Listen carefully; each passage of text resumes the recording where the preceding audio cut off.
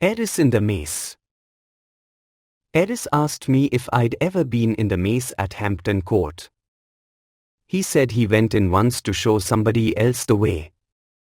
He had studied it up in a map, and it was so simple that it seemed foolish, hardly worth the 2 pence charged for admission.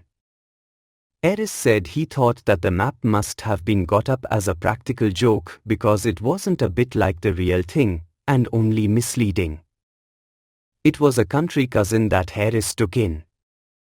He said, "We'll just go in here, so that you can say you've been, but it's very simple.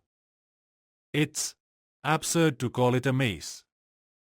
You keep on taking the first turn to the right. We'll just walk round for 10 minutes, and then go and get some lunch." They met some people soon after they had got inside, who said they had been there for 3/4 of an hour, and had had about enough of it. Eris told them they could follow him, if they liked. He was just going in, and then should turn round and come out again. They said it was very kind of him, and fell behind and followed. They picked up various other people who wanted to get it over, as they went along, until they had observed all the persons moving about in the maze. People who had given up all hopes of ever getting either in or out, or of ever seeing their home and friends again, plucked up courage at the sight of Harris and his party, and joined the procession, blessing him. Harris said he should judge there must have been 20 people, following him, in all, and one woman with a baby, who had been there all the morning, insisted on taking his arm, for fear of losing him.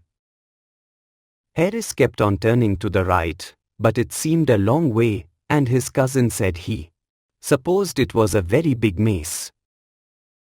"Oh, one of the largest in Europe," said Harris. "Yes, it must be," replied the cousin, "because we've walked a good 2 miles already." Harris began to think it rather strange himself, but he held on until, at last, they passed the half of a piece of cake on the ground that Harris' cousin swore he had noticed there 7 minutes ago. Harris said, "Oh, impossible." but the woman with the baby said, "Not at all." as she herself had taken it from the child, and thrown it down there, just before she met Harris. She also added that she wished she never had met Harris, and expressed an opinion that he was an impostor. That made Harris mad, and he produced his map, and explained his theory. "The map may be all right enough, Said one of the party. if you know whereabouts in it we are now." Harris didn't know, and suggested that the best thing to do would be to go back to the entrance, and begin again. For the beginning again part of it, there was not much enthusiasm, but with regard to the advisability of going back to the entrance, there was complete unanimity, and so they turned, and trailed after Harris again, in the opposite direction. About 10 more minutes passed, and then they found themselves in the center. Harris thought at first of pretending that that was what he had been aiming at, but the crowd looked dangerous, and he decided to treat it as an accident. Anyhow, they had got something to start from then. They did know where they were, and the map was once more consulted, and the thing seemed simpler than ever, and off they started for the 3rd time.